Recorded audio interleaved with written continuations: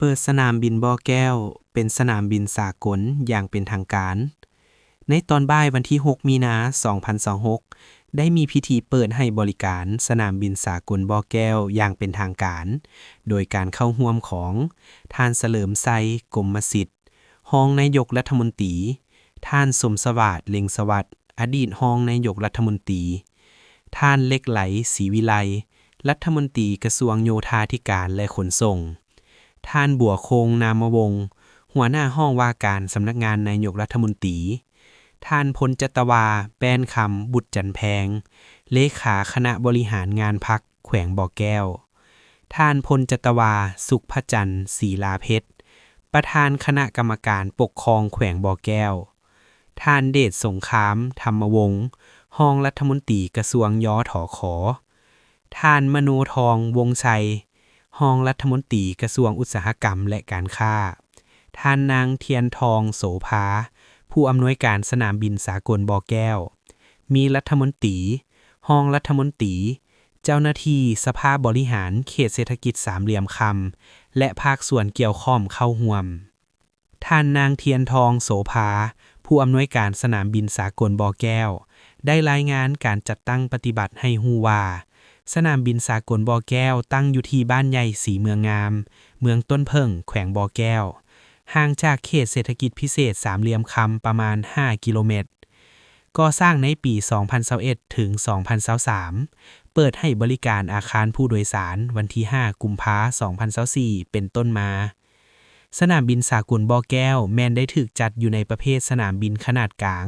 โกด CC ห้องรับเรือบินประเภท A320 หรือ B737 มี3ทางขับเคลื่อนแท็กซี่เวย์คืออัลฟาบราโวและชาร์ลีโดยมีลานจอดเรือบินขนาด130เมตรคูณ203เมตรซึ่งประกอบมีขุมจอดเรือบินทั้งหมด04ขุมจอด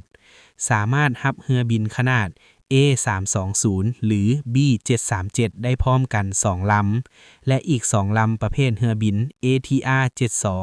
หรือ MA60 ลงมามีอุปกรณ์และพาหนะครบถ้วนเป็นต้นแม่นลดคันไดเรือบินลดน้ำดีน้ำเสียลดโลดสายพานกระเป๋าขึ้นลงเรือบินอุปกรณ์คันยู้ลดยู้เรือบินลดลากแก่ม็อกขนกระเป๋าลดน้ำทางเรือบิน Follow Me ระบบสายพานลำเลียงกระเป๋าและอื่นๆเพื่อรองรับการบริการให้แก่เรือบินประเภท ATR-72 MA60 A320 และ B737 นอกจากนี้ยังได้ดำเนินการจัดซื้ออุปกรณ์รับใช้บริการเรือบินชนิด C909 สำหรับสิ่งอำนวยความสะดวกให้แก่เที่ยวบินและผู้โดยสารอยู่สนามบินสากลบ่อแก้วมีอาคารผู้โดยสาร1หลังโดยได้แบ่งพื้นที่ให้บริการทั้งเที่ยวบินภายในประเทศและต่างประเทศมีเคาน์เตอร์พร้อมทางอุปกรณ์รับใช้การแจ้งปี้สั่งเครื่องของผู้โดยสารเบื้องสายภายในประเทศประกอบมีทั้งหมด8เคาน์เตอร์และเบื้องสายต่างประเทศมี10เคาน์เตอร์มีประตูปล่อยโดยสารจำนวน4ประตูมี2ขัวเทียบเรือบินงวงสร้างสำหรับพื้นที่รองรับผู้โดยสาร Peak Hour เที่ยวบินภายในประเทศสามารถรองรับผู้โดยสารได้250คนและต่างประเทศ384คนนอกจากนั้นยังมีการให้บริการห้องรับรองแขกเกียรติยศ VIP Lounge อยู่ทั้งในพื้นที่ห้องล้อท่าผู้โดยสารขาออกของผู้โดยสารทั้งสายภายในและสายต่างประเทศสำหรับการป้องกันความปลอดภัยสนามบินโดยเฉพาะแมนเวียกงานกวดซองรังสีพวกเขามีเครื่องกวดซองรังสีจำนวน10เครื่องกวดจับโลหะแบบยางผ่านจำนวน9เครื่องกวดจับโลหะแบบมือถือจำนวน30เครื่องและเครื่องกวดหาห้องหอยวัตถุท่านระเบิดจำนวน2เครื่องสำหรับการควบคุมทางเข้าออกเขตห่วงห้ามพวกเขามีระบบควบคุมด้วยการใช้ระบบบัตรอิเล็กทรอนิกส์พร้อมทั้งมีระบบกล้องวงจรปิดติดตามตลอด24ชั่วโมงปัจจุบันมีพนักงานทั้งหมด155คนเป็นหญิง51คนนอกจากนั้นยังมีสางน้ำมัน1แห่งที่สามารถบริการน้ำมันเชื้อไฟให้แก่สายการบินในปริมาณสูงสุด 400,000 ลิตรคาดหมายรองรับสายการบินต่างประเทศ การคาดคะเนเส้นบินที่อาจจะเปิดให้บริการในอนาคตได้อิงใส่การวิเคราะห์หลายปัจจัยเช่นความต้องการเดินทางของประชาชนด้านการท่องเที่ยวการลงทุนทางเศรษฐกิจการค้าการเชื่อมต่อภาคพื้นและศักยภาพของโครงสร้างพื้นฐานด้านการบินเส้นบินระหว่างภายในประเทศจากการประเมินสภาพการเดินทางภายในประเทศและความจำเป็นในการเชื่อมต่อระหว่างแขวงคาดว่าสนามบินสากลบ่อแก้วมีศักยภาพในการให้บริการเส้นบินภายในประเทศดังต่อไปนี้บ่อแก้วนครหลวงเวียงจันทน์บ่อแก้วหลวงพระบางบ่อแก้วหัวพันบ่อแก้วเสียงขวางบ่อแก้วสวรรณเขตบ่อแก้วจำปาสักเส้นบินระหว่างประเทศจากการวิเคราะห์ความเป็นไปได้และทิศทางการเดินทางในภาคพื้นคาดว่าสนามบินสากลบ่อแก้วมีศักยภาพในการรองรับการบริการเส้นบินไปยังเมืองสำคัญดังต่อไปนี้บ่อแก้วบางกอกบ่อแก้วเชียงใหม่บ่อแก้วฮานอยบ่อแก้วหูจิมินห์บ่อแก้วกุนหมิงบ่อแก้วกวางโจวบ่อแก้วฮ่องกงบ่อแก้วพนมเปญบ่อแก้วเสียมเหลี่ยมท่านเหล็กไหลศรีวิไลได้กล่าวว่าเวียกงานการบินพลเรือนแม่นเวียกงานหนึ่งที่สำคัญของแขนงโยธาธิการและขนส่งซึ่งได้ประกอบส่วนกระตุกซุกยู่ในการพัฒนาเศรษฐกิจสังคมของสปป.ลาวโดยเฉพาะแม่นแขนงบริการด้านการค้าการท่องเที่ยวพร้อมทั้งสามารถตอบสนองให้แก่นโยบายเสื่อมต่อเสื่อมจอดทั้งภายในและภาคพื้นเพื่อเป็นการจัดตั้งพันขยายมติกองประชุมใหญ่ครั้งที่12ของพรรคก็คือมติกองประชุมใหญ่ครั้งที่6ขององค์คณะพรรคกระทรวงยทขและแผนพัฒนาแขนงยทขระยะ5ปี2026ถึง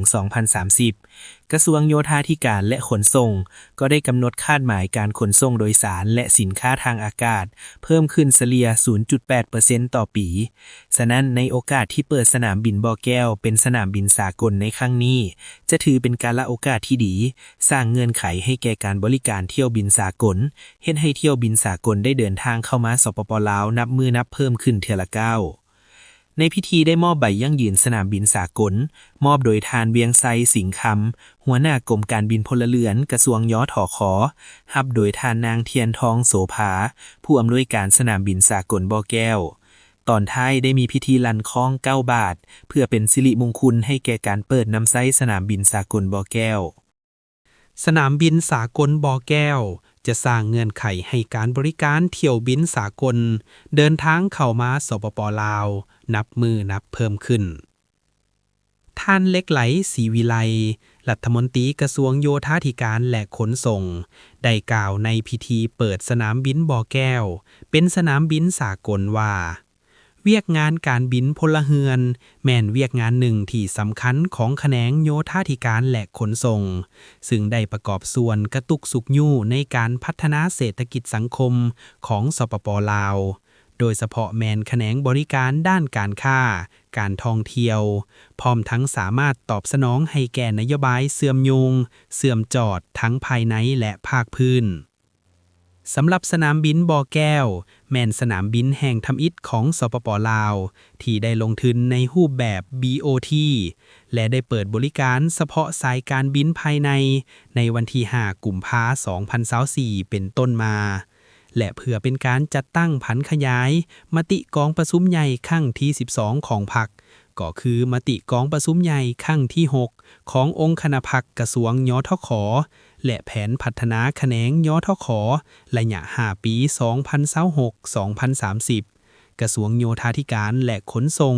ก็ได้กำหนดคาดหมายการขนส่งโดยสารและสินค้าทางอากาศเพิ่มขึ้นเฉลี่ย 0.8% ต่อปีฉะนั้นในโอกาสที่เปิดสนามบินบ่อแก้วเป็นสนามบินสากลในครั้งนี้จะถือเป็นกาลโอกาสที่ดีสร้างเงื่อนไขให้แก่การบริการเที่ยวบินสากลเฮ็ดให้เที่ยวบินสากลได้เดินทางเข้ามาสปป.ลาวนับมือนับเพิ่มขึ้นเทื่อละก้าวในน้ำต่างหน้าให้คณะนำกระทรวงโยธาธิการและขนส่งขอขอบใจอย่างสูงและสมเสยมายังท่านรองนายกรัฐมนตรียามใดก็ให้การชี้นำในการจัดตั้งปฏิบัติเวียกงานโยธาธิการและขนส่งได้รับผลสำเร็จเป็นอย่างดีและแสดงความสมเสยมายังคณะนำทุกขั้นทั้งศูนย์กลางและท้องถิ่นโดยเฉพาะแม่นกรมการบินพลเรือน กองสนามบินลาวและกองจราจรทางอากาศลาวและบริษัทผู้สัมปทานที่เอาใจใส่นำพาให้การร่วมมือประกอบส่วนด้วยความรับผิดชอบสูงในขบวนการกวดกาและประเมินความปลอดภัยการให้บริการสนามบินและการให้บริการจราจรทางอากาศลาวของสนามบินบ่อแก้วจนสำเร็จตามคาดหมายที่ได้วางไว้และสามารถเปิดเป็นสนามบินสากลตามมาตรฐานขององค์การการบินพลเรือนสากลพิธีเปิดให้บริการสนามบินสากลบ่อแก้วอย่างเป็นทางการจัดขึ้นในตอนบ่ายวันที่ 6 มีนาคม 2024ที่บ้านใหญ่ศรีเมืองงามเมืองต้นเพิ่งแขวงบ่อแก้ว